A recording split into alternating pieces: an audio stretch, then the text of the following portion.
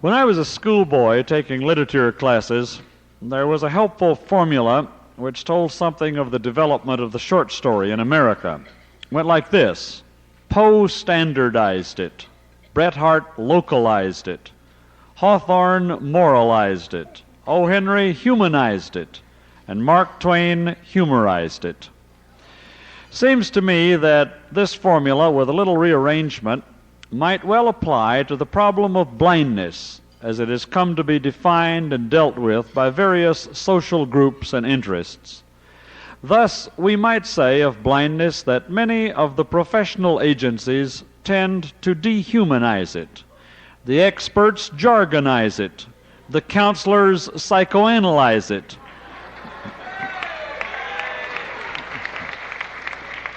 The journalists sentimentalize it. The fundraisers melodramatize it. And the organized blind, what do? We recognize it, naturalize it, and seek to de-mythicize it.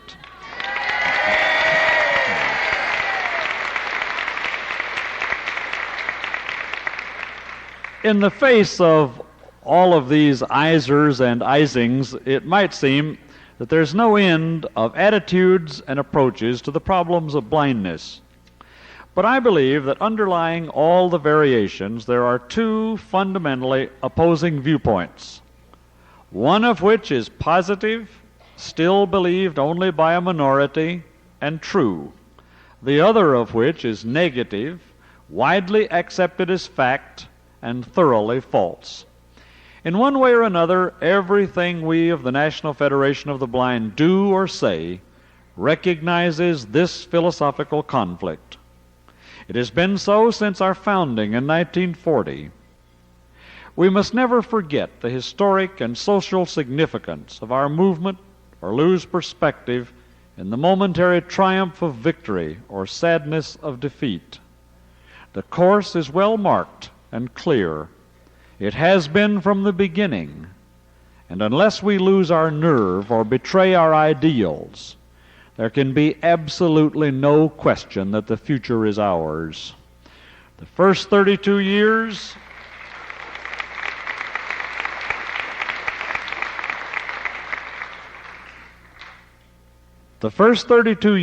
constituted a generation of growth, from infancy to maturity, from weakness to strength, from innocence to experience. It was also a generation of struggle against alien forces from without and dissident forces from within, a struggle for survival and a test of endurance. That baptismal generation is now over and finished. The struggle has been won, the task of early growth completed. We're now well into our second generation.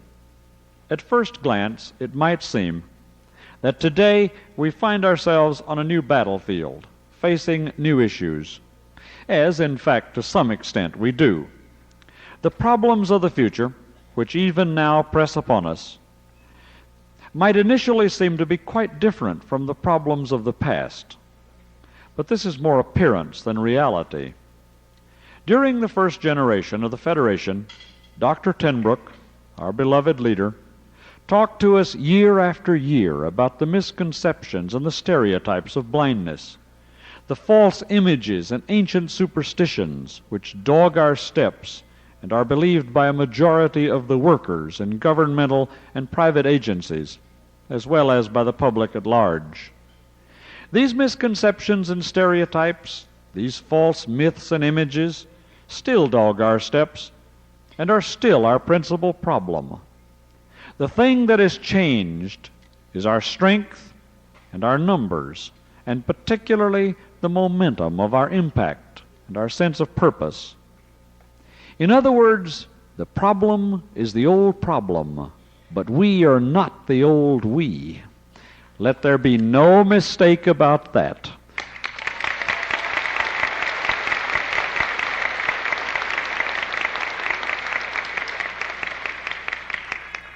We are a new breed, the organized blind, and we're abroad in the land.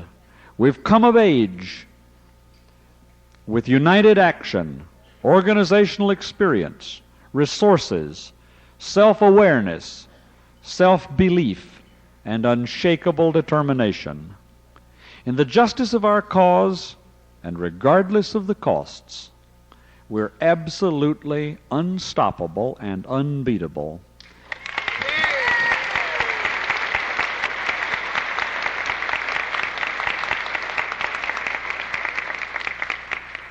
An increasing percentage of the public is beginning to understand, and even the agencies and foundations, some gladly and some with mulish bad temper, are coming to recognize the facts of life. Therefore, I come to you tonight, as I've done on previous occasions, and as Dr. Tidbrook did before me, to talk to you about our problems as individuals and a movement, and to plan with you the concerted action we must take. As I've said, the choice is fundamentally one of competing philosophies. On one side is the philosophy which regards the blind as innately different and inferior to the sighted. On the other side is the philosophy which regards us as innately normal and equal to the sighted. These two conceptions compete with one another in virtually every area of life, from occupation to recreation, from cradle to grave. One of them regards blindness as a dead end. The other regards it as a live option. Let me offer you an illustration from what may seem the relatively unimportant area of recreation. I wouldn't mention it at all if it were unique or exceptional, but it isn't. It is the typical and standard thinking which pervades the field of work with the blind today, which fills the journals, saturates the conferences, and motivates the actions of the so-called professionals. It is the very heart and soul of what we as blind people must change if we're to be free citizens instead of wards. And change it, of course, we will. A short time ago, I received a book from Brigham Young University, accompanied by a letter which read, "Dear Sir, if you believe that the blind person needs to enlarge his narrowed horizons and keep himself physically strong and toned, you will be interested in the first edition of one of our newer books, Swimming for the Blind, by Gloria R. Siemens." The letter continued, "Exercise may be more important for the blind than it is for the sighted. And swimming may well be the best kind of exercise a blind person can perform." This communication, like the book it accompanied, fairly radiates the dead-end philosophy of blindness. It begins by assuming that the blind person, any blind person, has narrowed horizons which need to be enlarged, and that swimming is the best available means for doing it. Poor blind fellow, he must lack the ability to handle more serious or complicated methods of broadening his experience or enlarging his horizons. Nor is that all. Exercise may be more important for the blind, we are told, than it is for the sighted. Why? Is it because blind people are presumed to be immobile and passive creatures who must be stirred and prodded into vacating the rocking chair for a little exercise? Now, I myself happen to believe that swimming is an excellent form of recreation and exercise for anyone. It is good.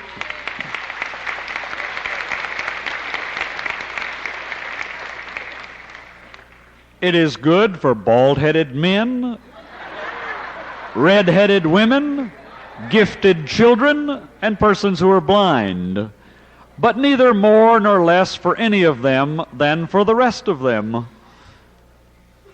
To suppose otherwise is to impute a form of inferiority, of peculiar weakness to the group singled out.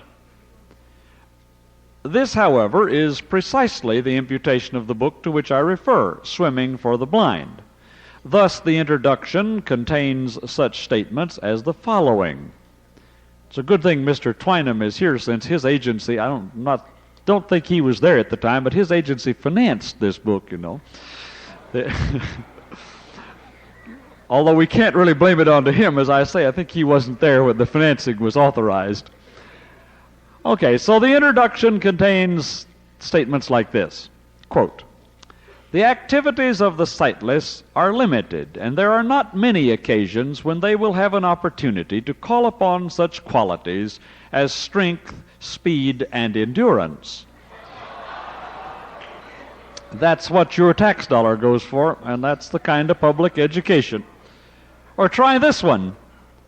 "Shall they be handicapped with feebleness, awkwardness, and helplessness in addition to blindness?" Or try this one. "It is lack of energy and determination, not the want of sight, that causes so many failures among the blind." In Swimming Alone, the book goes on to tell us, can the average person without sight leap freely into the air without fear of injury?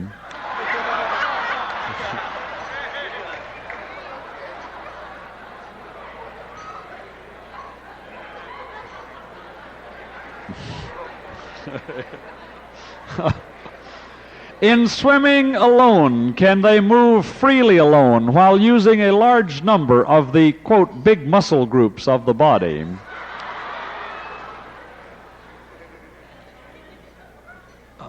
Sterling states, the book points out, that it offers a creative life to replace the destructive one. Swimming is more of a social asset to the blind than the general public. A blind person fits well into a swimming party, but he often feels out of place in other activities. So says this typical bit of would-be research produced at Brigham Young University. But the blind person might well feel out of place even in a swimming party if he should practice the method devised by a scientific instructor named Belinkie, who, we are told, divided his beginning skills into 8 phases. One of these phases included a, quote, whomping movement, in which the student was on all fours in the shallow water.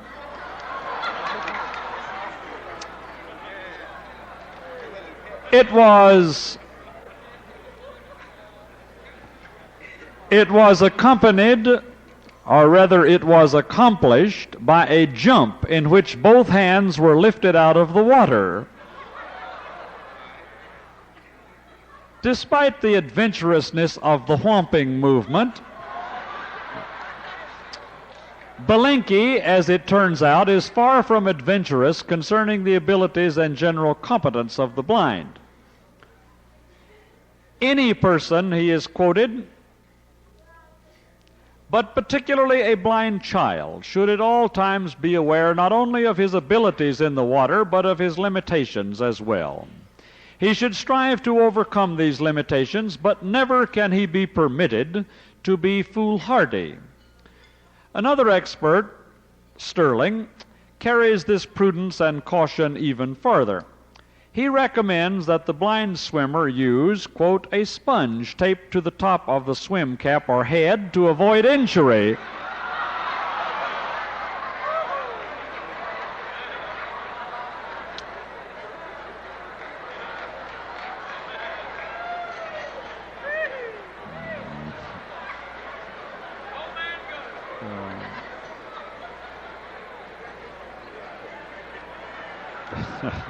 Yeah, I can see you react to that about the way I do. Anyway, he recommends, as I say, that the swimmer use a sponge taped to the top of the swim cap or head to avoid injury and to lessen tension in learning to swim on the back. If the sponge on the head doesn't relieve all of the tension of the swimmer, there is always the therapy of music, which we are told, quote, has been found to be beneficial for relaxing the students before class begins or during the play period.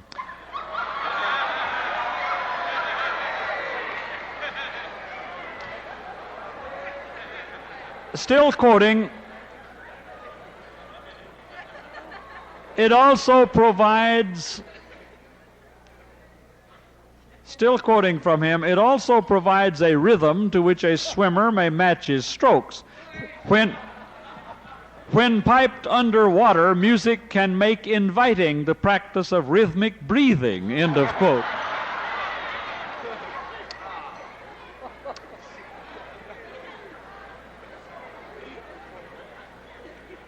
So, this is the book on swimming.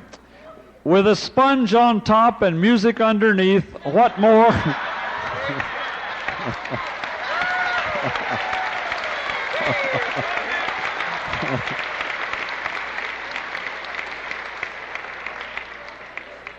What more could the blind swimmer desire? Well, perhaps he could be coddled, comforted, and controlled in the course of his training, as exemplified by the following 5-step set of instructions under the heading Health and Safety Measures. Now, listen to these. 1. The instructor must be the eyes for the visually impaired swimmer. Students should be met at the dressing room door and led to the pool at the shallow end. Number 2, the teacher must work in the water with the swimmer. The student should not be overprotected, however, but should be encouraged to become as independent as possible. 3, the instructor must be aware of danger signals such as chilling or overexertion and should allow the student to leave when necessary.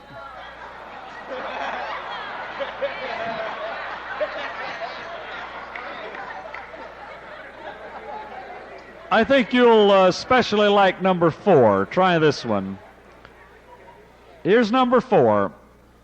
If it is found necessary to leave the student, he should be placed in contact with the side of the pool, the deck, or a chair. And then see how you feel about number 5. The blind often have a discharge from the eyes and nose. Facial tissues should be kept handy.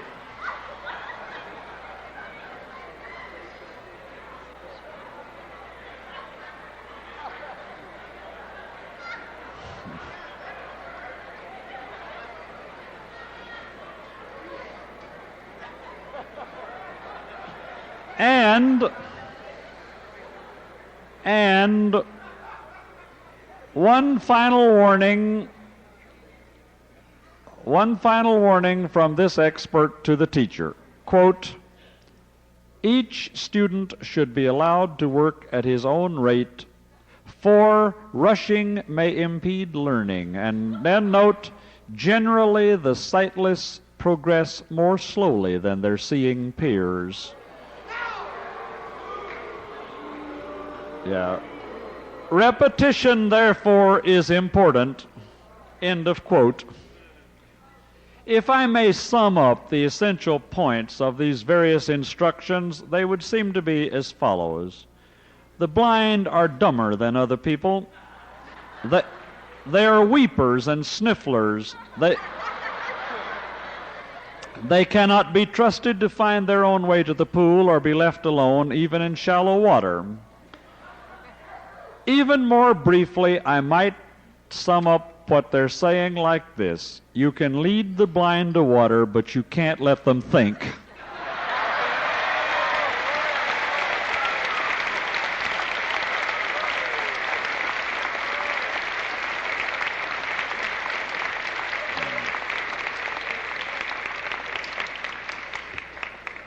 Now, you know, year after year, we point out some of this so-called research, and we talk about it. But to these would-be scientists, with their insulting drivel, we the blind have something to say. You claim to be experts about blindness, and you say you're professionals, but in reality, you're neither. You're witch doctors and fakes. In the name of helping us, you hurt us, and you call it professionalism. You even do it with our own tax money. We're here to tell you that we've had enough, and we're also here to tell you that we're going to put a stop to what you're doing.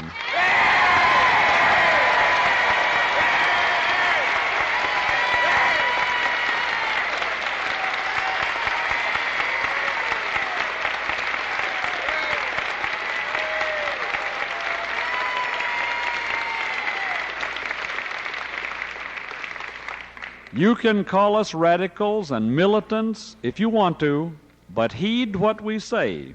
We have the will and the means to give force to our words, and your days are numbered.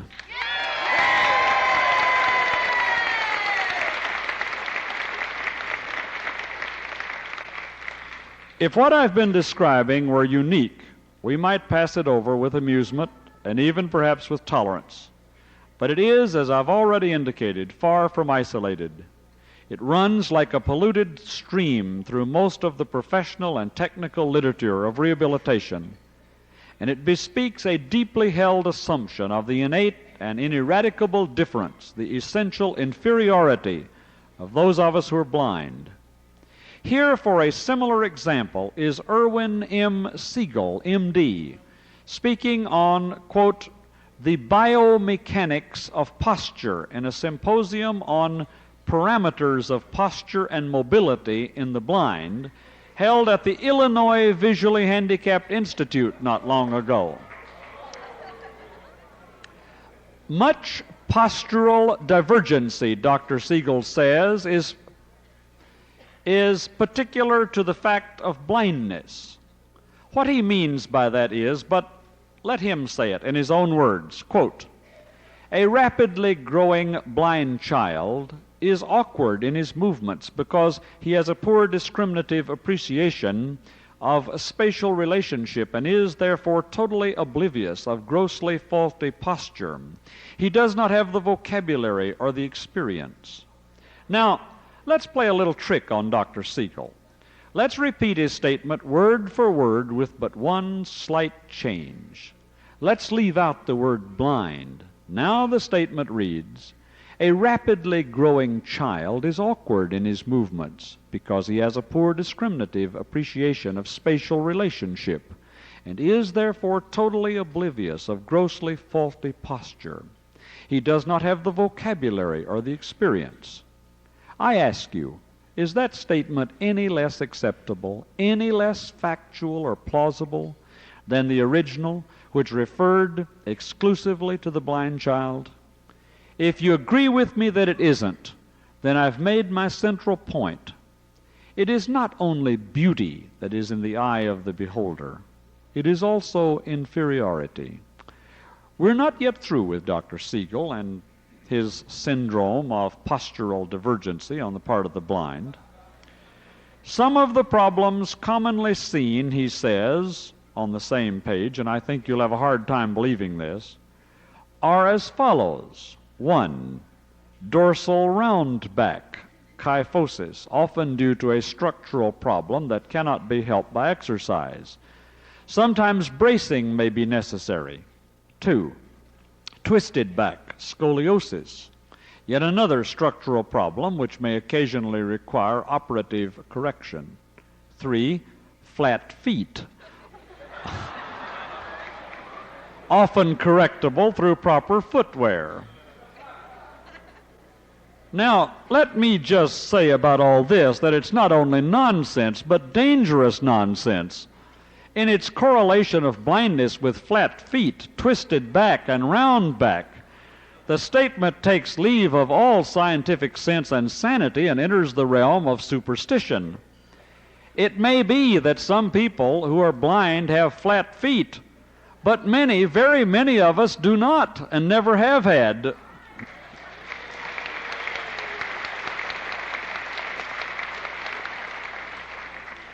It may be that some people who were raised in Canada have round back or twisted back.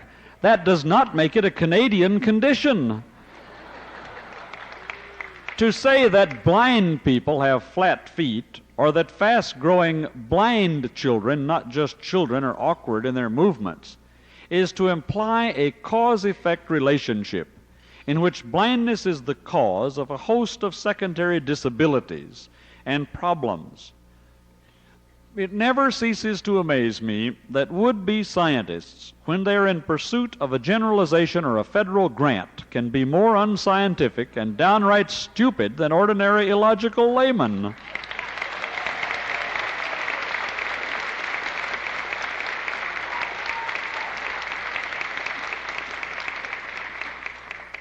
In other words, as far as I am concerned, Dr. Siegel has not caught the blind flat-footed, even if he should happen to have dorsal roundback. It is surely the case that the main trouble with the treatment of blind people is not that we've been overlooked, but that we've been overseen. We've been oversurveyed, overclassified, and overstudied, as well as overprotected. We've been subjected both to intensive examination and extensive treatment. We have been aided and comforted, attended and supervised virtually from cradle to grave. We've been transformed from people into clients and from clients into patients. And as I've already said, we're tired of it and intend to put a stop to it.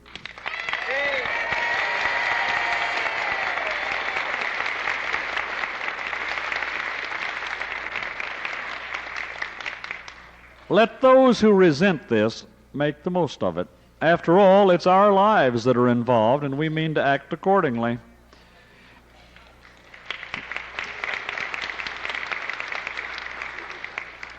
Is it any wonder, in view of these prejudices and misconceptions on the part of self-proclaimed professionals, that the general public should be confused and undecided in its attitudes toward blindness? The extent of this confusion is documented every day in terms of wild attributions, arbitrary exclusions, and discriminatory practices directed against blind persons.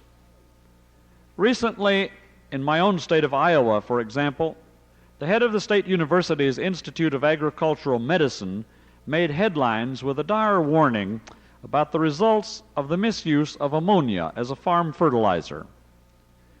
We're greatly concerned, he said, with ammonia accidents because the penalty for a mistake could be so severe, blindness. How can a farmer farm without eyesight?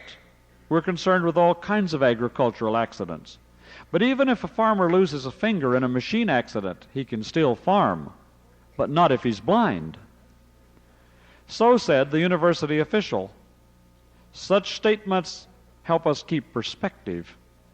With all the massive publicity we've carried on in that state, radio, television, newspaper, public speaking, and the rest, a prominent spokesman of our state university can unqualifiedly declare, and the newspapers are willing to print his declaration without editorial challenge, that a blind person cannot farm. Yet there are many blind farmers throughout the nation. Several of them are in the state of Iowa.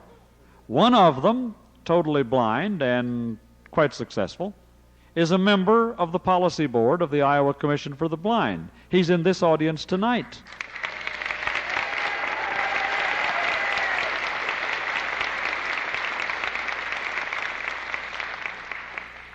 As this episode suggests, great reinforcement of negative images and superstitions concerning blindness comes from the popular mass media of communication, the press, TV, radio, movies, even comic strips and comic books. As a vivid example, in the latter domain, a recent issue of Batman grossly exploited public doubts and fears about the blind. Disguising an army of crooks as blind men, complete with tin cups, pencils, heavy wooden canes, dark glasses, and signs reading, "I am blind." Upon first discovering these hoods tap-tapping along the sidewalk, Batman exclaims to his sidekick, "Odd, Robin, so many blind men out this late after midnight."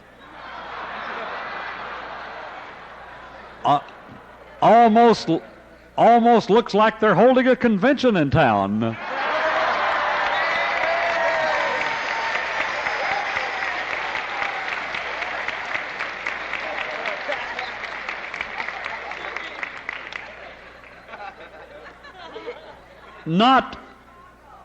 Not odd at all, Batman, replies Robin. They are. The U.S. Sightless Society is meeting here in Gotham. Then, says Batman, it's doubly odd, at which point the text reads, what has Batman noticed that escapes even the trained eyes of his veteran junior aide Robin, and possibly you, reader? And what do you suppose it is? Simple. In Batman's word, why would a convention of sightless persons be out on the town sightseeing? They couldn't be, of course, so they must be fakes and crooks. Now, I wonder what that makes of you and me, and what does it make of our own U.S. Sightless Society, the National Federation of the Blind? We, too, have tours, sightseeing excursions, and some of us, I suppose, are fakes and crooks, or alleged to be, but the two things are not necessarily related, I think. A short time ago, tragedy struck a famous personage who is near and dear to us all, the great detective of the comic page, Dick Tracy. He was totally blinded, or so we were led to believe, by a fire which consumed his home and left only Tess Trueheart intact and able-bodied.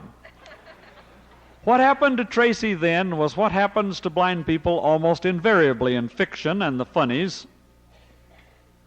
He dropped out of all public activity. A blind detective, hooted the chief of police, don't make me laugh. And Tracy took to shuffling about the city with dark glasses and a heavy cane, accompanied in every drawing with the words, tap, tap. There was much weeping and wailing down at the police station and great celebration among the criminal element, until one day, a few weeks later, it was revealed that his blindness was only a hoax, and Dick Tracy could emerge from darkness and oblivion and once again take up his career as the scourge of the underworld. The comic strip had not only sentimentalized his blindness, but had fictionalized it and melodramatized it as well, playing on the ancient myth and exploiting it for all it was worth. Insulting and humiliating as all these items from the professional literature and the mass media are, they might be tolerated, except for the fact that they translate into acts of discrimination against individual blind persons and into second-class citizenship for all of us who are blind. This is what I have repeatedly tried so unsuccessfully to communicate to the members of the National Accreditation Council for agencies serving the blind and visually handicapped. It's what other minority groups have said concerning their problems to government and the public at large. Harriet Beecher Stowe, for instance, could not write Uncle Tom's Cabin today.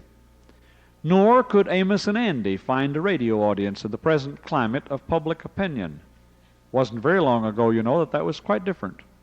The reason is obvious, and we as blind persons must understand that reason thoroughly and act accordingly. Let me give you an example, a very recent example of what happens to blind people in the climate of public opinion which permits the sort of professional literature and popular comics we've been discussing. My example is drawn from correspondence which took place not too long ago between a blind college student and a college administrator. The story began when Pat Wright, a scholarship winner at Occidental College in California, made application along with two of her sighted classmates to transfer to Howard University as an exchange student. It should be borne in mind as the narrative unfolds that Howard is regarded by many as the nation's foremost black college with a high reputation for courage and leadership in the struggle for civil rights. In his formal reply to the application of the three Occidental College students, Howard's vice president for student affairs indicated his acceptance of the two sighted applicants and went on to say, "I do have reservations with respect to Miss Pat Wright, the young lady who is blind. Given the nature of racial conflicts and concerns operative today, I would strongly advise against Miss Wright's coming to Howard. Many people today are extremely insensitive and bent on causing problems for others. It is my feeling that Miss Wright would find the experience to be less than rewarding." End of quote. There you have the logical result of the attitudes inherent in the professional literature and the comics. Miss Wright, the so-called young lady who is blind, brought the matter into focus in her letter of reply. In examining your most polite and proper refusal, she wrote, "I find that without doubt your rejection of me is discriminatory, infringing upon my human right to live in the world in a place and a manner of my own choosing. I resent most strongly the prejudicial implications of that statement. You seem to be operating under stereotyped notions that people who are blind are by nature passive, incapable of adapting to new situations, inadequate to handle emergencies, physically immobile, physically incapable of functioning normally in the sighted world, and particularly vulnerable to the physical, verbal, and emotional abuse of normal people." There is more to Miss Wright's reply, including a reference to the apparent likelihood that she was being discriminated against on grounds of race and sex as well as of blindness. As it turns out, that was unfair, for in a second letter addressed to her, the university administrator took pains to point out that no such multiple prejudice or discrimination was intended. "I regret," he wrote, "that your interpretation of my letter was so at variance with its intent, and wish to assure you that my decision was based largely on the absence of any special facilities and services in any campus buildings for the blind, and not because of your race or sex. I would make the same decision in the case of a black male applicant." So there it is again. There is no consciousness whatever of any prejudice or discrimination in this act of blunt rejection. The applicant for admission, it is clear, might be almost anything or anybody and still be quite acceptable. Anybody, that is, other than a blind person, whose condition allegedly necessitates special facilities and services. I've chosen this particular illustration out of many similar cases which turn up every year because it is especially rich in irony. What would this black official of a black university make, one wonders, of a rejection issued by a black applicant to a black applicant by any school on grounds that there were no special facilities or services available for students with black skins? He would, of course, cry Jim Crow. He would protest that segregation and separate treatment are relics of a bygone, prejudiced past, violating alike civil rights and constitutional commands. As with the professional literature and the mass media, so with Pat Wright. The story is typical, not unique. Variations of her experience are enacted hundreds of times every day throughout the nation. Not only do they occur in major events, but in the small incidents so familiar to us all. How often, when a blind person and a sighted person are together in a restaurant, does the waitress say, and you've all had it happen to you, "Does he want cream in his coffee?"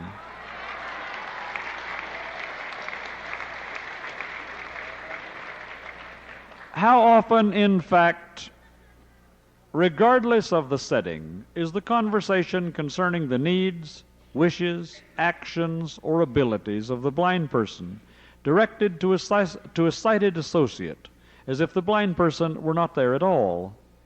Of even more significance, how often does the blind person fail utterly to grasp the implications of the situation and show his conditioning to the stereotype by laughing at the whole thing, exhibiting his so-called sense of humor? It is not necessary to be deadly serious and never smile. But fat people who make jokes about themselves for being fat, or black people who poke fun at the Negro stereotypes, are usually more pathetic than humorous. We as blind people should not be defensive or have chips on our shoulders. Neither should we fail to understand what these things really mean and what actions must be taken. In the small incidents and the gut issues of existence, the stereotype confronts us every day. It confronts us in the sheltered shops which pay sub-minimum wages. It confronts us in the agencies which fear the justice of our cause and seek to dismiss us as militants and radicals. It confronts us in the distortions and jargon of the professional journals. It confronts us in the colleges and universities which deny admission. It confronts us in the insurance companies which refuse equal coverage. It confronts us in the landlords who hesitate to rent. It confronts us in the factories and offices which find reasons for exclusion and denial. It confronts us in the pity we constantly receive from the general public. It confronts us in the pathetic pride of those blind individuals who try to shun other blind people and our movement and who say, "I'm independent. I'm uniquely talented. I'm not like other blind people. I've made it on my own with sighted people." And finally, it confronts us in the lack of self-respect and the scraping and bowing of those blind persons who fawn on the agencies and their sighted neighbors and who are ashamed of their blindness and behave like the Uncle Toms they are.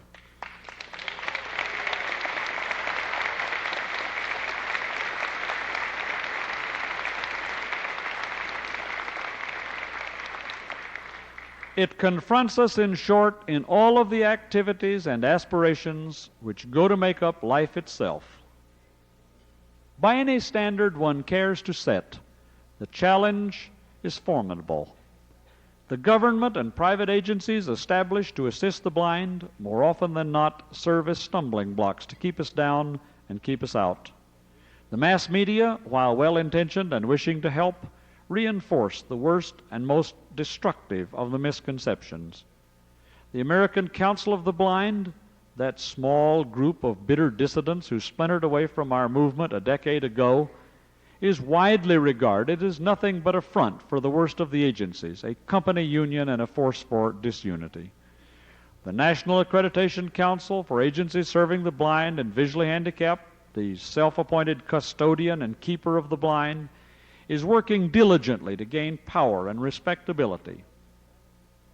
Partly because of all of these things, and partly because of long-standing tradition, the thinking of the general public is still largely controlled by superstition, prejudice, and ignorance about what we are and what we hope to become. This is the picture, but it's only part of the picture. All I've said to you is true. Yet the future has never looked as bright as it does today. The reason is simple. We, the blind, are organized and on the move.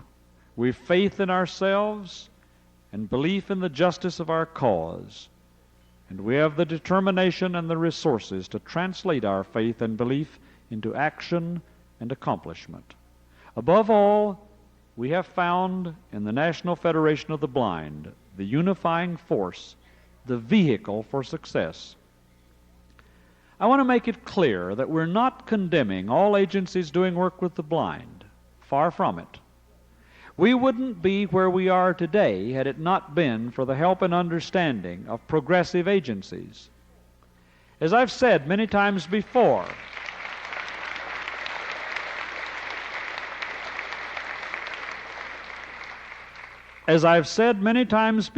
such agencies have nothing, absolutely nothing, to fear from us. We work with them in partnership and harmony, and we're going to continue to do it. In fact, our purpose is not to condemn at all, but to bring change, to be seen for what we are and heard with our own voice. The truth is as basic and elemental as this. We are simply no longer willing to live as second-class citizens. Regardless of the cost or the hostility, we won't do it.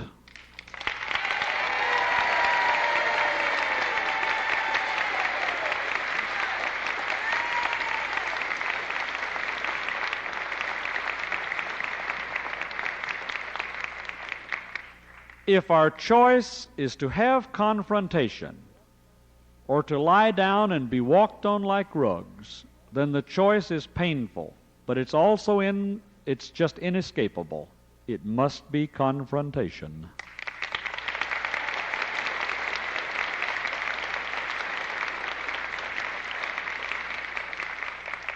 In the struggle, we do not stand alone. More and more of the blind are rallying to the cause, and many of the sighted are as dedicated to the movement as we are. We've got some of them here tonight.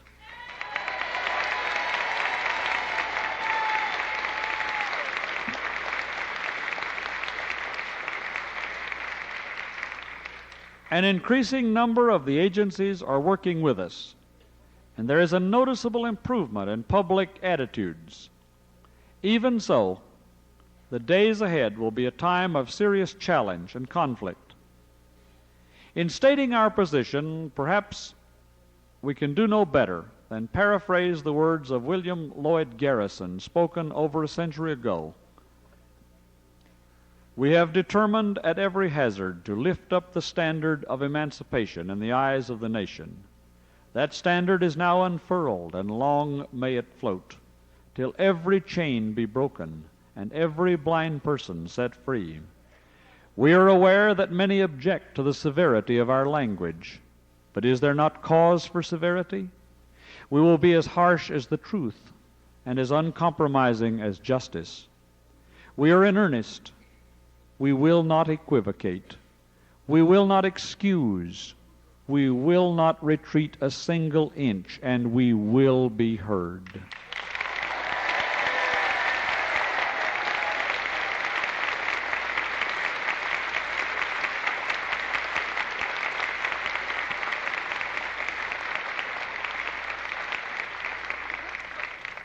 This is the watchword and the message of the new generation, the new breed of the blind.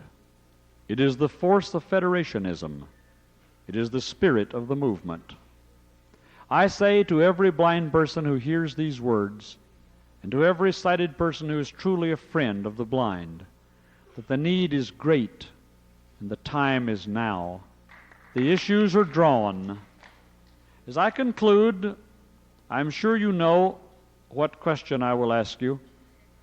Think carefully and don't respond unless you mean it, unless you're willing to give of your time, and a lot of it, your money till it hurts, your strength, all you have, and your spirit. I ask you now, as I've done before, will you join me on the barricades?